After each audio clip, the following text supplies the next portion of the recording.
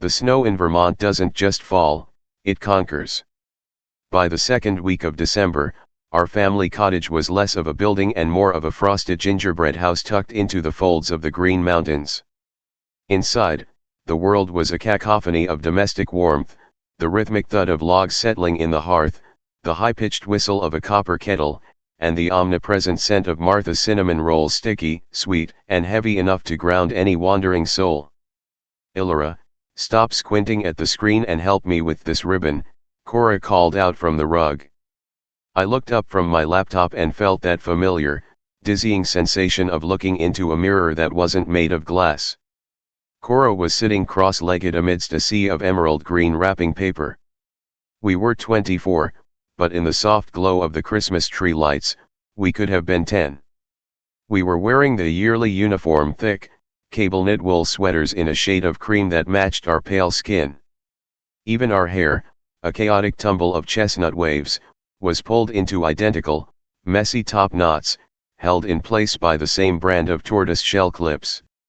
This was our brand. The Evans twins.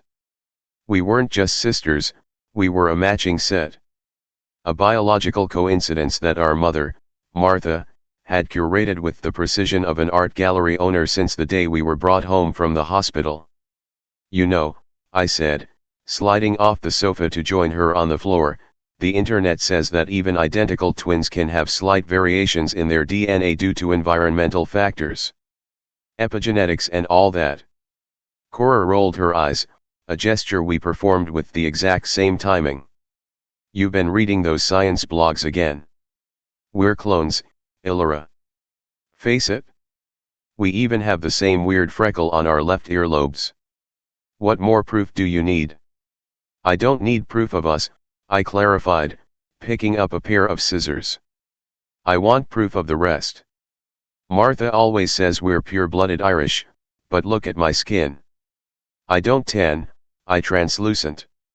I'm convinced there's a stray Viking or maybe a very lost Mediterranean sailor somewhere in our lineage." That was the spark. It started as a joke over a bottle of cheap red wine while we watched a cheesy holiday movie where a woman finds her long-lost royal family through a DNA database. Imagine, Cora had laughed, if we're actually secretly duchesses. Or secretly related to the local cryptid, I countered. The next morning, the impulse hadn't faded. In fact, it had grown. There was something about turning 24, the age Martha was when she supposedly had us, that made me crave a deeper understanding of where we came from. Our father was a closed chapter, a brief summer romance that Martha refused to elaborate on, claiming he had passed away shortly after we were born. We had no photos of him, only Martha's vague descriptions of his kind eyes and adventurous spirit. I ordered the kits on a whim. 2 sleek, purple and white boxes from Ancestralpulse. They arrived amidst a flurry of Amazon packages and Christmas cards. When Martha saw them sitting on the kitchen island, she went unusually still. She was a woman of constant motion, kneading dough, folding laundry, polishing silver, but for a 5-second window, she looked like a statue. "What are those?" she asked, her voice hovering just an octave too high. "DNA kits, Mom," Cora chirped, popping a piece of peppermint bark into her mouth. "Ilora wants to see if we're actually descended from Brian Boru. Or maybe we'll find out why Ilora is 2 minutes older but significantly bouger." Martha's hand drifted to the collar of her blouse, a nervous tick I'd seen only a handful of times in my life.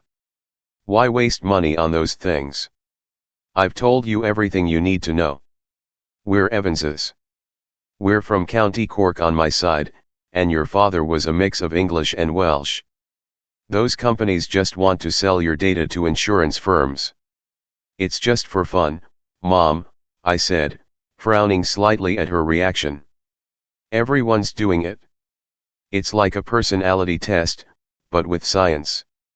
Martha didn't argue further, but she didn't stay to watch us. She retreated to the pantry, the sound of her reorganizing canned goods echoing with a strange, frantic energy.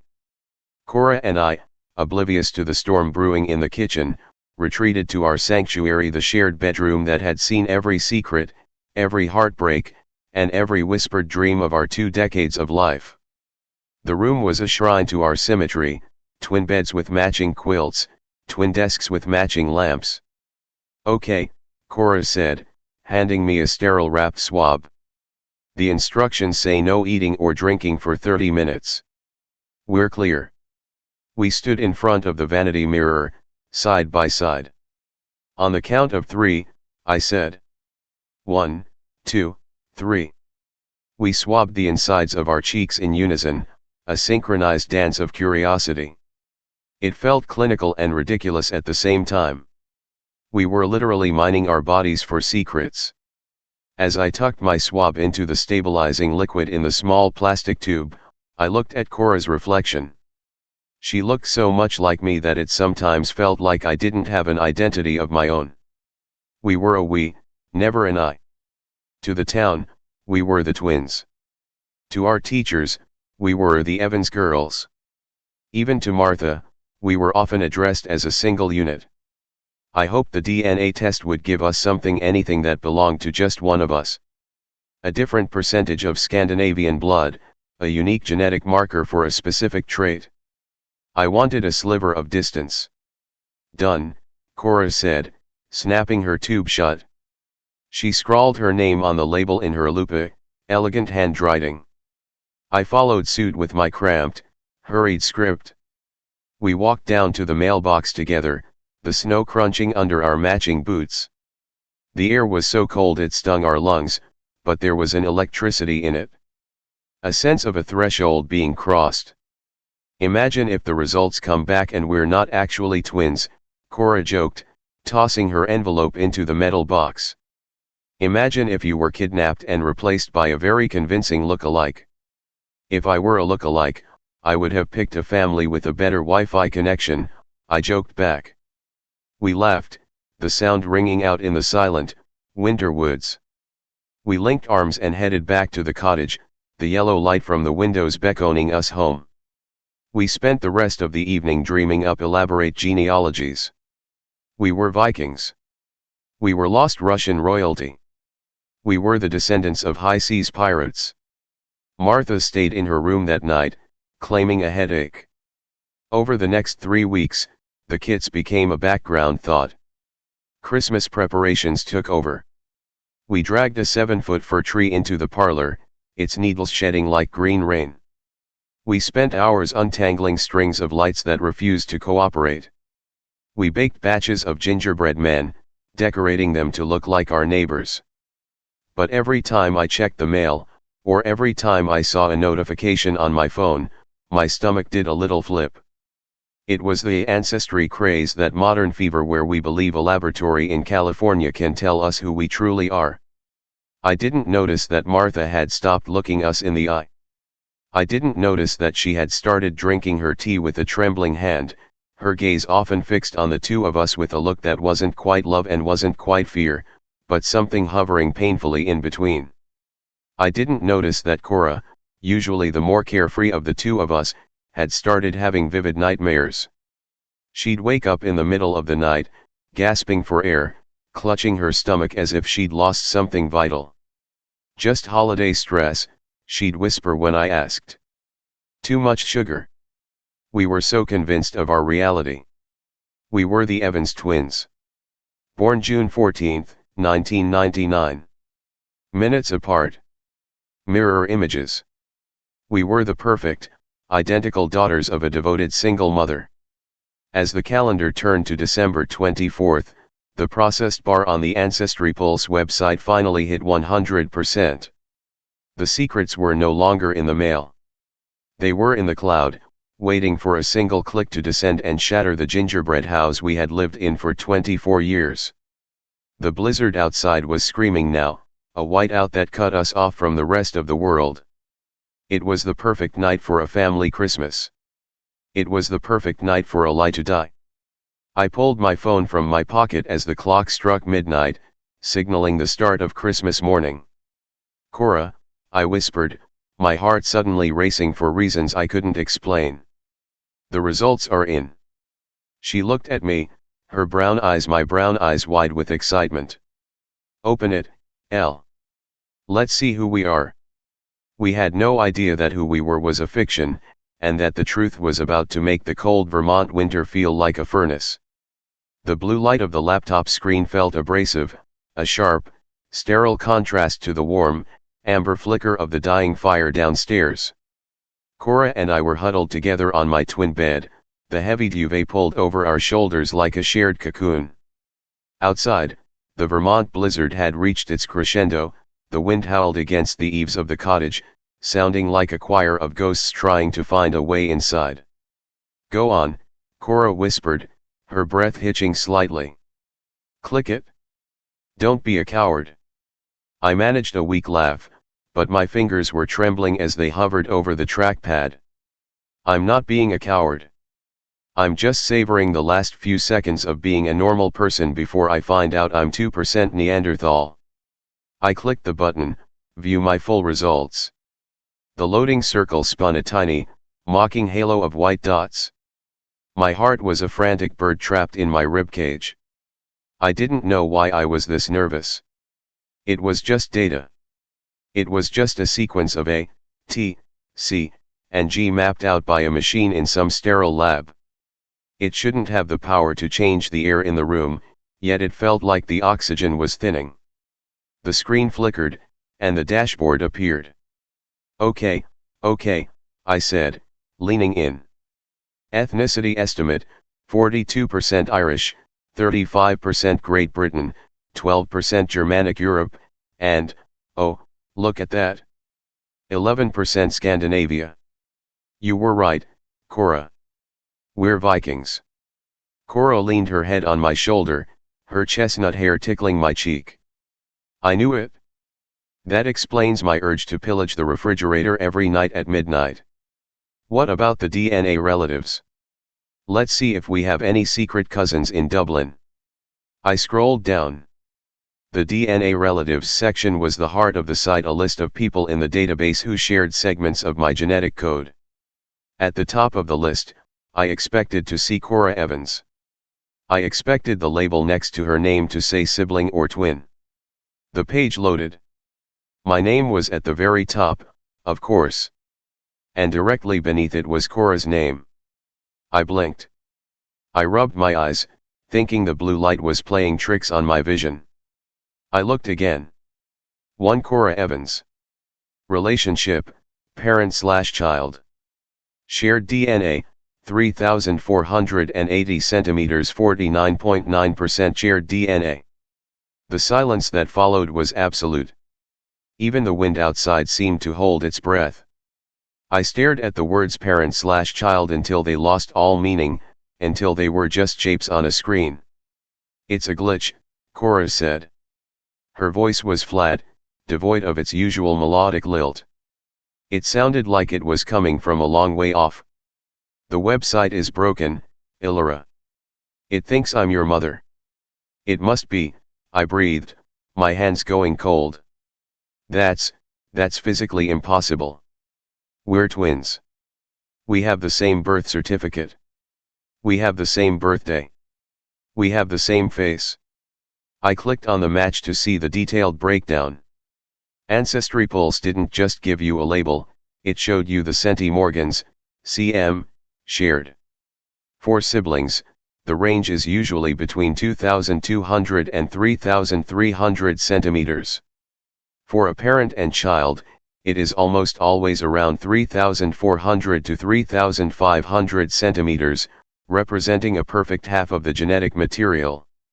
The number staring back at me was 3,480 centimeters. Maybe it means I'm your child. I said, a hysterical bubble of laughter rising in my throat. I suppressed it instantly. No, that doesn't make sense either. We're the same age. How could a newborn have a newborn? Illyra, look at the predicted relationship again, Cora whispered. She pointed a shaking finger at the screen. Below the parent/child label, the site offered a brief explanation: this person is either your mother or your father. It's a mistake, I repeated, more forcefully this time. Maybe we swapped the swabs. Maybe we contaminated them. If I got your DNA on my swab and you got mine on yours, it would confuse the system. But even if we swapped them, we should still show up as sisters, Cora argued. Her logic was sharp, even through the shock. If we're identical twins, we should share nearly 100% of our DNA. We should be listed as self or identical twin. Why does it say 49.9%? I felt a sudden, sickening drop in my stomach, like a lift cable snapping. I navigated to the Shared Matches tab. This section showed the relatives we both had in common. There was Martha. Our mother, or the woman we had called mother for 24 years. Martha hadn't taken a DNA test, but several of her cousins had. They appeared on both of our lists. But there was a discrepancy. On my list, Martha's cousins were listed as first cousins, twice removed, or second cousins. On Cora's list, they were listed as first cousins or great-aunts/uncles. The genetic distance was different. Cora was one generation closer to Martha's side of the family than I was. Cora, I said, my voice trembling so hard I could barely form the words. Look at the generational gap. The DNA is saying that you are one step closer to the Evans ancestors than I am. It's saying you are the bridge between them and me. Cora stood up abruptly, the duvet falling to the floor. She began to pace the small square of carpet between our beds. She looked like a caged animal, her eyes wide and dark. No. No, no, no. Martha is our mother. She carried us. She has the stretch marks, Illyra. She told us about the labor. 36 hours of hell, she said. She joked that I came out first because I was tired of you kicking me. But what if she was only talking about you? The thought entered my mind like a shard of glass. I thought back to the few photos we had of Martha during her pregnancy. There was one of her in a flowy sundress, looking glowing and round. But as I mentally flipped through the family album, I realized I'd never seen a photo of her holding both of us as newborns. There was a photo of her holding Cora. There was a photo of Cora in a crib. I appeared in photos a few weeks later, always tucked into the background or being held by a much younger looking Martha who seemed terrified. I'm going to throw up, Cora said, dropping to her knees. I scrambled off the bed and knelt beside her, reaching out to touch her arm. For the first time in my life, the contact felt strange. This was the skin I had shared a womb with, or so I thought. This was the person who was supposed to be my other half. If she wasn't my sister, then who was I? And more importantly, who was she? We need to find the birth certificates, I whispered. The real ones. They're in the safe in the study, Cora said, her eyes fixed on the floor. Martha keeps the key in the blue ginger jar on the mantel. We moved through the house like burglars. The hallway was silent, the only sound the rhythmic ticking of the grandfather clock in the foyer. We passed Martha's bedroom door. It was closed, but a sliver of light escaped from the bottom. She was awake. She was in there, in the dark, perhaps knowing that the timer on her secret had finally run out. We reached the study. My hands were clammy as I reached into the ginger jar and pulled out the small, brass key. The safe was tucked behind a row of encyclopedias. It groaned as I turned the lock. Inside were the usual documents, the deed to the cottage, insurance papers, Martha's marriage certificate to a man who had died before we were born. And there, in a yellow manila envelope, were our birth certificates. I pulled them out. Cora Marie Evans. Born, June 14, 1999. Mother, Martha Evans. Illyra Jean Evans. Born, June 14, 1999. Mother, Martha Evans. They looked identical. The font, the paper, the state seal of Vermont. See. Cora hissed, a desperate hope flaring in her eyes. They're the same. The DNA test is wrong. It has to be a lab error. We'll call them on Tuesday and demand a refund. But I was looking closer. I held Ilara's certificate up to the desk lamp. Cora, look at the signature of the attending physician. Dr. Eris Thorne. I switched to Cora's. This one is signed by Dr. Eris Thorne, too. But look at the ink. In the light of the lamp, the ink on Cora's certificate looked faded, a dull black that had bled slightly into the fibers of the paper over 24 years. The ink on my certificate was crisp, a sharp, saturated black that looked new. Or at least, newer. And then I saw it. At the very bottom of my certificate, there was a tiny, almost microscopic smudge of white out near the file number. This is a forgery, I whispered. The realization hit me with the force of a physical blow. My life wasn't a tragedy or a miracle, it was a construction. I wasn't a twin. I was a secret. Cora took the papers from my hand, her eyes scanning them with a frantic intensity. If I'm your mother, if that's what the DNA says, then I would have been 14. She did the math out loud, her voice cracking. I was 14 in 1999. Ilara, I was a child. I was in middle school. You weren't in middle school, I said, a memory suddenly surfacing. Don't you remember?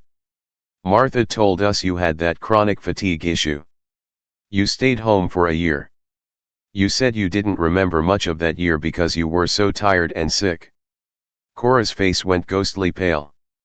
She slumped against the desk, the birth certificates fluttering to the floor. The sick year.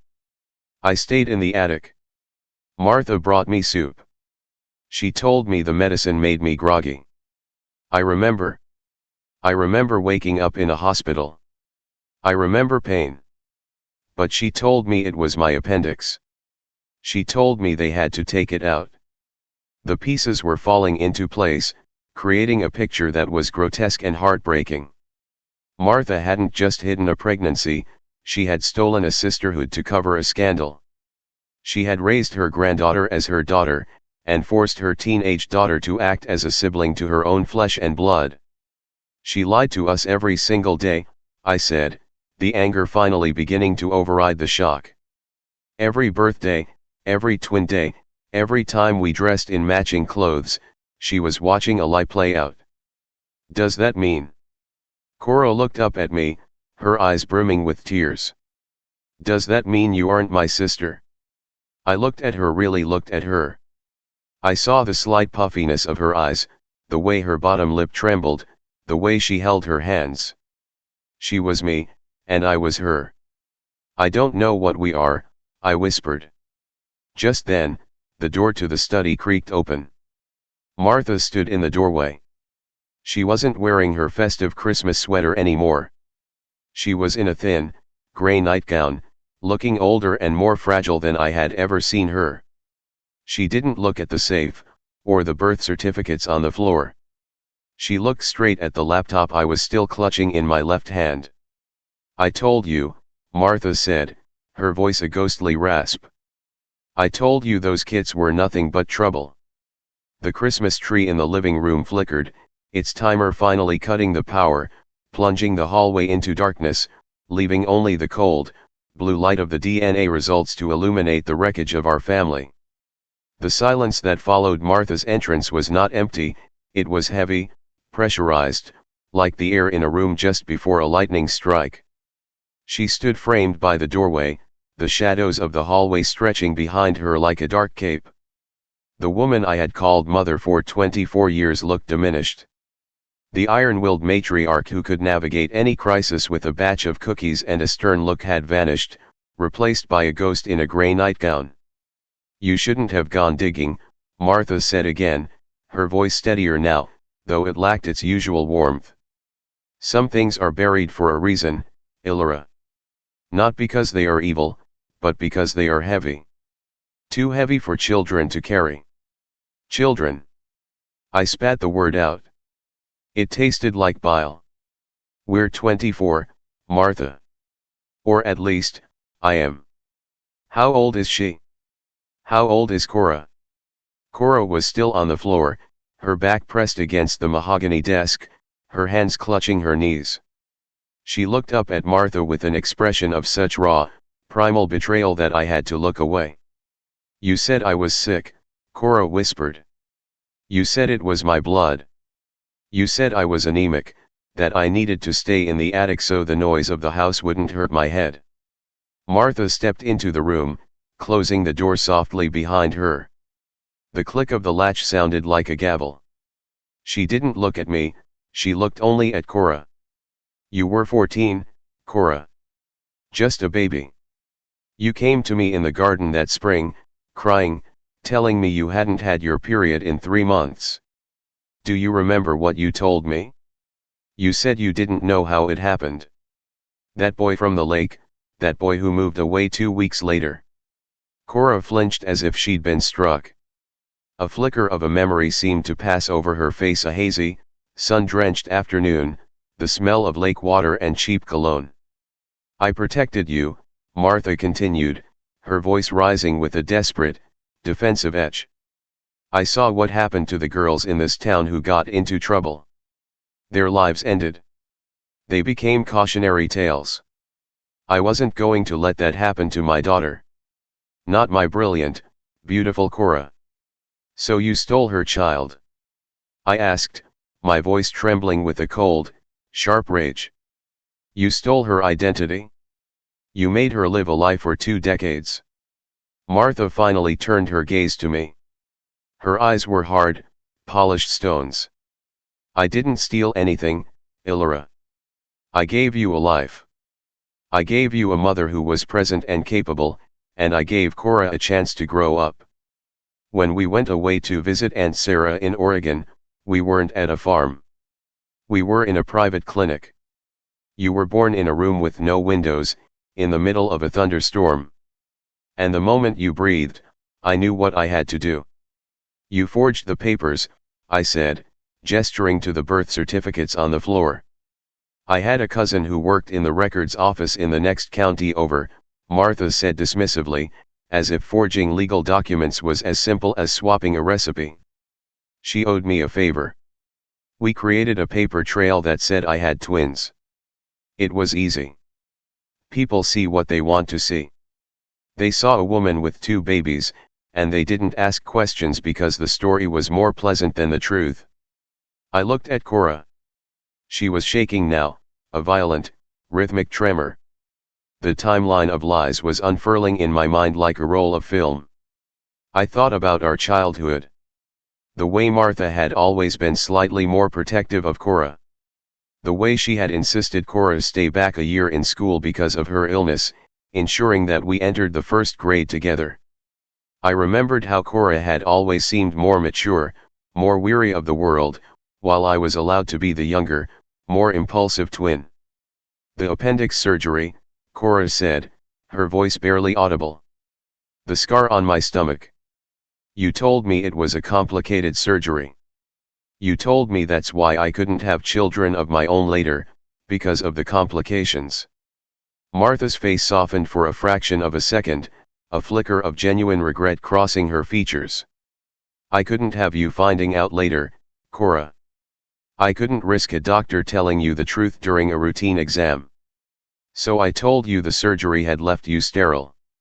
It was the only way to keep the secret safe. To keep us safe. You lied about her body, I said, stepping toward Martha. You told her she was broken so she wouldn't realize she had already been a mother. That's monstrous. It was mercy.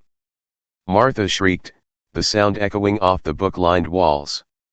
You have no idea what it was like back then. The shame would have crushed her. She finished high school. She went to college. She has a career. Would she have had any of that with a baby at 15? I carried the burden so she wouldn't have to. But you didn't carry it, Cora said, standing up slowly. She was taller than Martha, and in that moment, she looked infinitely more powerful. You didn't carry the burden, Martha. You distributed it. You fed it to us in our breakfast cereal. You dressed us in it every morning when you made us wear matching outfits. You turned my daughter into my sister. You made me look into a mirror every day and see a lie. Cora walked over to the desk and picked up the DNA results. The blue light reflected in her eyes, making them look like cold fire. You didn't do this for me, Cora said, her voice dropping to a terrifyingly calm whisper. You did this for you. You couldn't handle being the mother of that girl. You wanted the perfect Evans family. You wanted the miracle twins. You traded my motherhood for your reputation. Martha began to weep, then not the quiet, dignified tears of a grandmother, but the jagged, ugly sobs of a woman who realized her empire of glass was finally shattering. She reached out a hand to touch Cora's cheek, but Cora flinched away as if she'd been touched by a hot iron. Get out, Cora said. Cora, please, it's Christmas. Get out. Martha looked at me, pleading, but I found no pity in my heart. All I could think about was the 24 years of shared birthdays. The twin cakes. The twin jokes. Every milestone of my life had been a staged performance. I wasn't Ilora, the twin sister. I was Ilora, the shameful secret, repackaged as a gift. Martha turned and stumbled out of the room, her gray nightgown trailing behind her like a shroud. The door remained open, the darkness of the hallway yawning like an open grave. I turned to Cora. My mother. The word felt alien in my mind. Mother. It didn't fit the woman standing in front of me. This was Cora. We had shared a bunk bed. We had shared clothes. We had cried over the same boys and failed the same math tests. She had been my anchor, my confidant, my best friend. Are you okay? I asked, though it was the stupidest question I had ever uttered. Cora didn't answer. She walked over to the window and stared out at the blizzard. The snow was piled high against the glass, obscuring the world. I remember the smell, she said after a long time. The smell of what? The hospital. When I woke up after the appendix thing. It didn't smell like a regular hospital. It smelled like lavender and bleach. And I remember hearing a baby cry. A very specific, high-pitched wail. I remember thinking, that poor baby sounds so lonely. And then Martha came in and gave me a pill, and the world went black again. She turned to look at me, her eyes searching my face. That was you, Ilora. That was your voice. I heard you, and I didn't even know you were mine. She reached out and took my hand. Her grip was tight, desperate. I don't know how to do this, she whispered. I don't know how to be a mother. I only know how to be your sister. Then be my sister, I said, tears finally spilling over. For now, just be Cora. We can figure out the rest when the sun comes up. But as we sat there in the dark study, surrounded by forged documents and the glowing evidence of our true selves, I knew that the sun would rise on a completely different world. The twin Christmas was over. The Evans family was gone. I looked at the clock on the wall. It was 4 a.m. Christmas Day had officially arrived, bringing with it a truth that no gift could ever fix. I reached down and picked up the 2 birth certificates. I thought about burning them in the fireplace, but I realized that would be just another lie, another way of hiding the truth. Instead, I folded them together and put them in my pocket. We're going to need to find him, I said. Cora looked at me, puzzled. Find who? My father. The boy from the lake. Cora's expression hardened. Martha said he moved away. She said he didn't even know. Martha says a lot of things, I countered. But the DNA doesn't lie. He's out there somewhere. And if we're going to rebuild this life from the ground up, we need every single piece of the puzzle. The wind rattled the window panes, a violent reminder of the storm outside. We were trapped in this cottage with a woman we no longer knew, haunted by a past that had been stolen from us. But as I looked at Cora, my sister, my mother, my mirror, I realized that for the first time in 24 years, I wasn't looking at a reflection. I was looking at a person. And she was looking at me. "The timeline of lies ends today," Cora said, her voice firm. "From now on, we tell the truth. No matter how much it hurts." We sat together on the floor, two women birthed from the same tragedy, waiting for the gray light of a Vermont morning to show us the way out of the wreckage. The Christmas tree in the other room stood dark and silent, its ornaments reflecting nothing but the shadows. The celebration was over, but the reckoning had only just begun. The sun rose over the Vermont peaks not with a celebratory glow, but with a pale, sickly light that filtered through the frost-rimed windows. The blizzard had finally exhausted itself, leaving behind a world buried in 3 feet of oppressive, silent white. Inside the cottage, the air was unnervingly still. The festive decorations, the garlands, the stockings, the world's best twins ornament Cora had bought 3 years ago now looked like the abandoned props of a cancelled play. I hadn't slept. Neither had Cora. We spent the remaining hours of the night in the study, a pair of sentinels guarding the wreckage of our history. At some point, the adrenaline had curdled into a heavy, aching exhaustion that made my bones feel like lead. "I can't wear this anymore," Cora said suddenly. She stood up and began tugging at the cream-colored cable knit sweater, the twin uniform. Her movements were frantic, almost violent. She pulled it over her head, her hair static charged and wild, and threw the expensive wool into the corner of the room. Underneath, she wore a simple white camisole. She looked smaller. She looked younger. She looked like a girl who had been playing dress up in someone else's life. I followed suit. I stripped off my own matching sweater, feeling a strange sense of liberation as the fabric left my skin. I went to our shared bedroom, grabbed a black hoodie that didn't have a matching pair, and threw it on. When I returned to the kitchen, the smell of coffee was already wafting through the air. But it wasn't the inviting, aromatic scent of Christmas morning. It smelled sharp, burnt, and clinical. Martha was there. She was sitting at the oak table, a cup of tea untouched in front of her.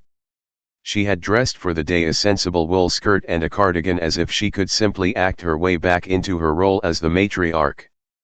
But her eyes were sunken, and the skin around her mouth was tight and gray. "There is breakfast in the warming drawer," Martha said, her voice a fragile imitation of her usual tone. "I made the strata last night. It just needs—" "Stop it, Martha," I said, pulling out a chair. The screech of the wood against the floor sounded like a scream. "No more strata. No more mom routines. You're going to sit there and you're going to tell us every single thing you left out last night." Cora walked in, her eyes red-rimmed but her jaw set in a hard, uncompromising line. She didn't sit. She stood by the counter, her arms crossed, looking at the woman she had called mother with the cold detachment of a stranger. Martha sighed, a long, rattling sound. "What do you want to know? I've already told you the why. I did it to save her." "You didn't save me," Cora's voice was like ice. "You erased me. You took the most transformative event of a woman's life and you turned it into a medical mystery. You told me I was sick. You made me fear my own body. Why, Martha? Why the twins? Why couldn't I just have been a teen mom? It happens. People survive it." Martha looked down at her tea. "Not in this family. Your father, my husband, was a deacon. He died with a reputation of gold. I was the widow of a saint, raising a perfect daughter. When you got pregnant, it wasn't just a mistake, Cora. It was a demolition of everything I had built to keep us afloat after he passed. I couldn't be the mother of a fallen girl. I had to be the grandmother of a miracle." "A miracle," I repeated, the word bitter on my tongue. "So I was the prop. The second twin created to make the story more believable. You were the insurance policy, Martha said, her honesty finally turning brutal. A single baby is a scandal. Twins are a distraction. People are so busy asking how I'm managing 2 infants at my age that they forget to do the math on the gestation. And besides, you look so much like her. From the moment you were born, you were her shadow. It was so easy to just double the image. I leaned forward, my hands flat on the table. The boy from the lake. You mentioned him last night. Who was he? Martha hesitated. Her hand went to her throat, her fingers fluttering nervously. He was a summer person. His family rented the cabin on the North Shore. His name was Julian. Julian Vance. Cora gasped. The name clearly triggered a dormant memory, a ghost of a feeling from a summer 25 years ago. Julian, she whispered. He had a blue boat. He used to play the guitar. He told me he was going to come back for me. He didn't, Martha snapped. I made sure of that. I saw him at the general store a week after I found out you were pregnant. I told him you'd had a change of heart. I told him you'd found someone else, someone serious, and that if he ever contacted you again, I'd have the sheriff who was your father's cousin charge him with statutory rape. He was 18, Cora. You were 14. He was terrified. He left that night. The cruelty of it was breathtaking. Martha hadn't just managed the pregnancy, she had systematically pruned every branch of Cora's life that didn't fit her desired narrative. Is he still alive? I asked.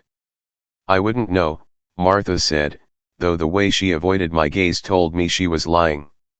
Martha Evans knew where every body in this town was buried, and she certainly knew where the man who had fathered her grand-twins had ended up.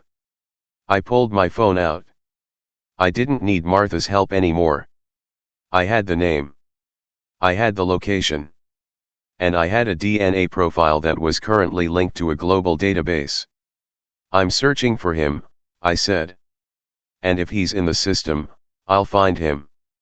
And then I'm going to tell him he has a daughter who is 24. And a daughter. Partner. Whatever Cora is to him now. He's a prominent lawyer in Boston, Martha blurted out, her defense finally breaking. There. Are you happy? Julian Vance. He has a wife. He has 2 sons. He has a life that you are about to set on fire. He set my life on fire the second he didn't check on me, Cora said, her voice trembling with a mix of old grief and new fury. But you were the one who kept the matches. The rest of Christmas morning was a slow-motion car crash. We didn't open presents. The colorful boxes under the tree looked like trash. Instead, Cora and I went to the attic. We needed to find the things Martha had hidden, the real remnants of the year we were born. In a dusty corner, tucked behind a stack of old hymnals, we found a trunk labeled Winter Clothes, 1999. Inside, there were no sweaters. There were letters. Dozens of them, bound with a rubber band that had long since rotted away. They were addressed to Cora. The return address was a P.O. box in Boston. Cora sat on the dusty floor and opened the first one. Her hands were shaking so hard the paper rattled. Dearest Cora. Your mom told me you don't want to see me, but I can't believe that's true. Not after that night on the dock. I'm starting college in the fall, but I'll come for you. I promise. Please just write back once so I know you're okay. She stopped reading, a sob breaking from her chest, a sound so hollow and painful it made my own throat tighten. She flipped through the rest. They followed a heartbreaking arc, from hope to confusion to desperation and finally, to a bitter, wounded silence.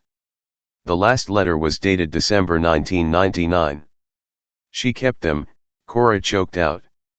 She didn't even burn them. She kept them like trophies. I reached into the trunk and pulled out a small, blue velvet box. Inside was a tiny silver locket. I clicked it open. On one side was a grainy photo of a boy with messy blonde hair and a lopsided grin. On the other side, a lock of dark hair, Cora's hair. "This isn't a family," I said, looking at the locket. "This is a crime scene." We spent the next 3 hours packing. We didn't take the matching sweaters. We didn't take the twin memorabilia. We took the letters, the locket, the forged birth certificates, and our own clothes. As we walked down the stairs for the last time, suitcases in hand, Martha was still sitting at the kitchen table. She looked like she had aged 10 years in a single morning. "Where are you going?" she asked, her voice small. "The roads are still closed. You can't leave." "The plow just went by," I said, looking out the window at the black asphalt beginning to emerge from the white. "We're going to a hotel in town. And then, we're going to Boston." "Ilora." "Cora, please." "I did it for love." Cora stopped at the door. She turned and looked at Martha, the woman who was her mother, her jailer, and her grandmother all at once. "You don't know what love is, Martha," Cora said. "Love is the truth.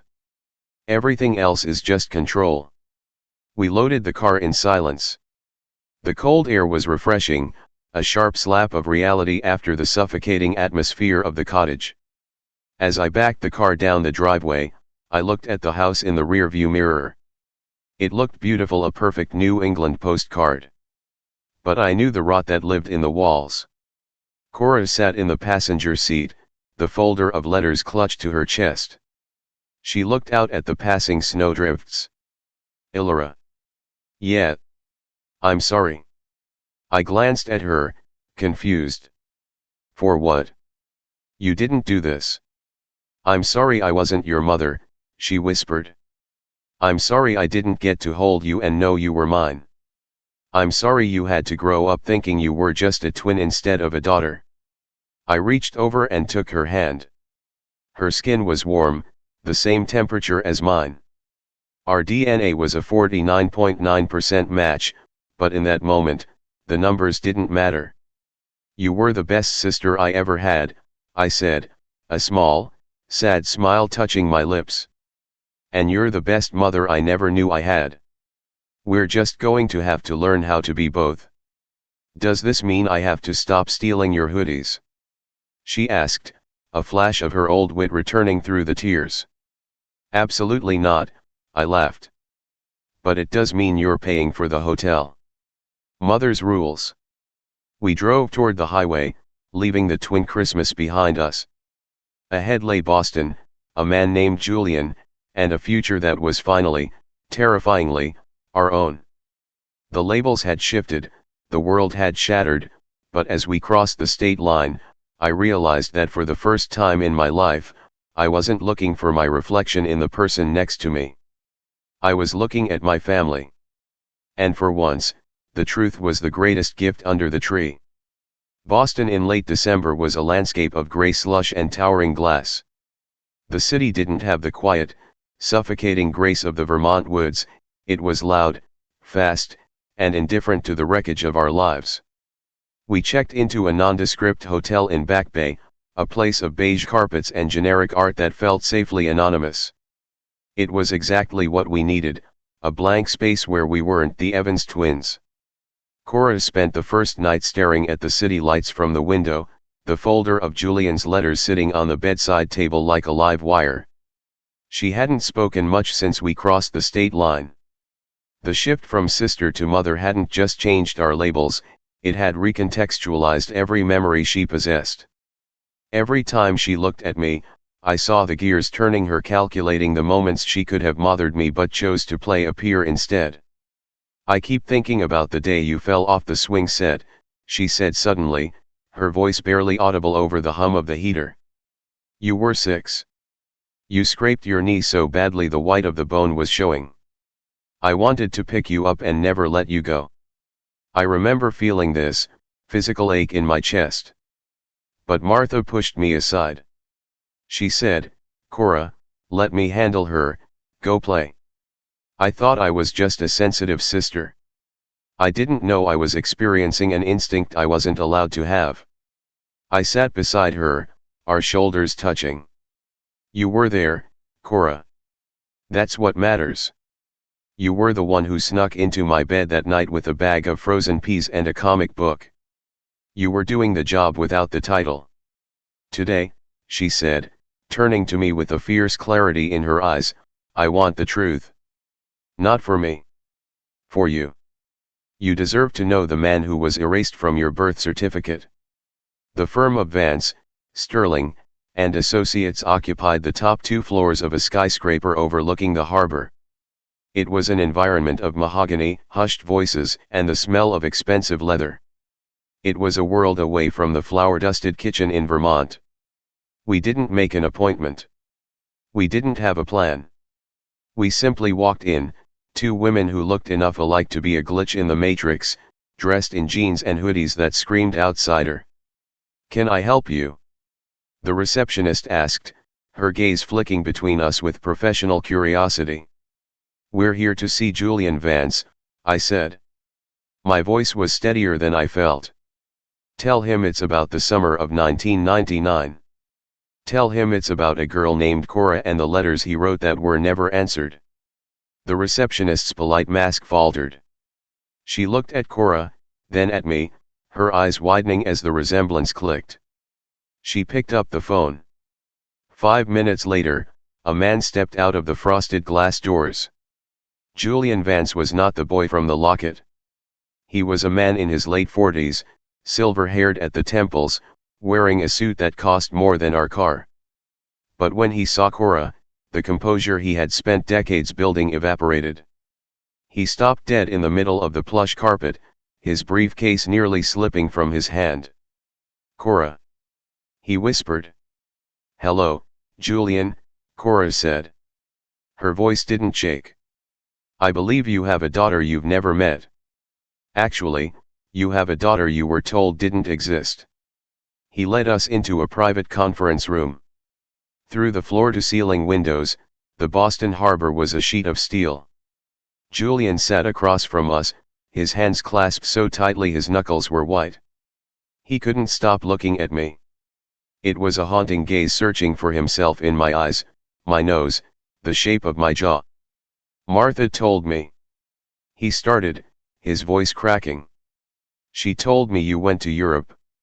She said you met a man in London, that you were married, that you wanted me to stop writing because I was stalking your new life. She showed me a letter, Cora. A letter in your handwriting. She forged it, I said, sliding the folder across the table. Just like she forged my birth certificate. Just like she hid every single one of these. Julian opened the folder. As he saw the stack of his own unopened letters, a low, broken sound escaped his throat. He touched the paper as if it were a holy relic. I never stopped thinking about you, he said, looking at Cora. I went back to that lake every summer for 5 years, hoping I'd see you. I didn't know. I swear on my life, I had no idea there was a child. There were 2 of us, Cora said, her voice softening for the first time. Except one was a lie.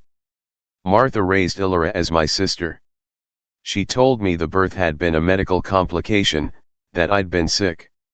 She made me live a life of secrets because she couldn't handle the truth of us. The silence in the room was deafening. The weight of 24 years of stolen time sat between them like a physical barrier. What do we do now? Julian asked, his eyes wet.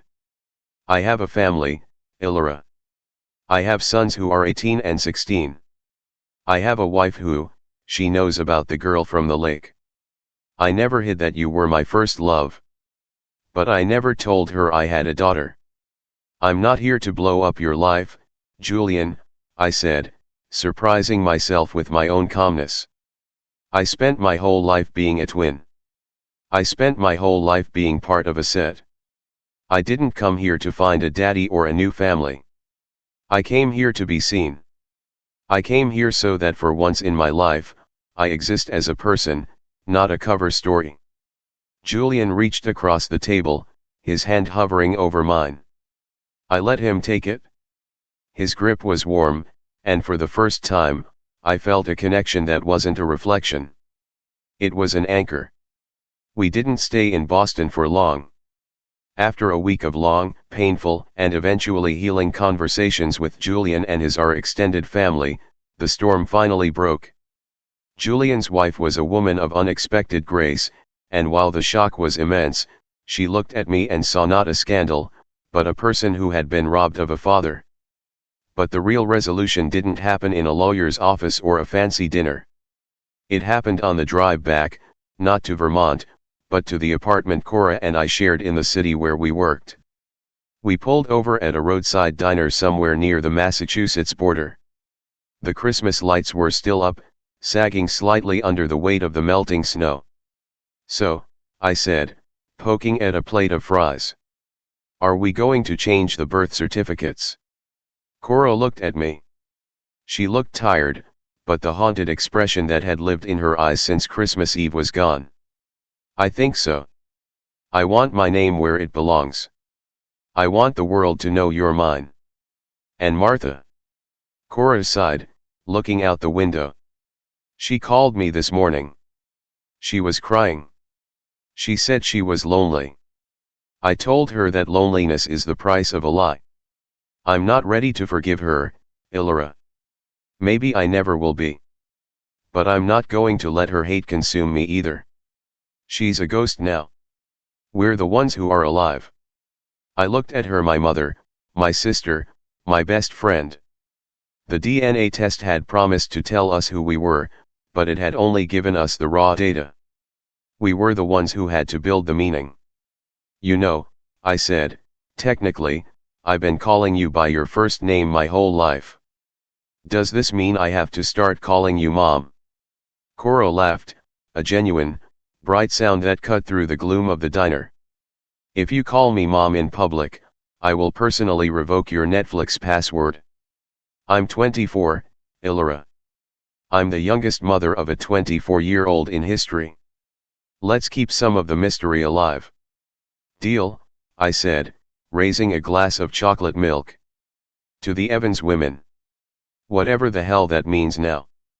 "To us," she said, clinking her glass against mine.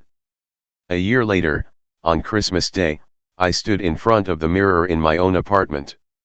I was wearing a sweater I had bought for myself, a deep, dark blue that Cora hated. Beside me, Cora was getting ready for dinner at Julian's house. She was wearing a vibrant red dress. We didn't match. We didn't look like a set. But as I looked at our reflections, I realized the DNA test hadn't just proven she was my mother. It had proven that I was an individual. I wasn't a twin anymore. I was Ilora. And she was Cora. The mirror didn't show a secret anymore. It just showed two women who had survived a storm and found each other on the other side. As we walked out the door, the snow began to fall again. But this time, it didn't feel like it was trying to bury us. It felt like a fresh start. DNA result update, relationship, defined by love. Shared history, 100%. We stepped out into the cold, breathing in the air of a world that was finally, beautifully, true.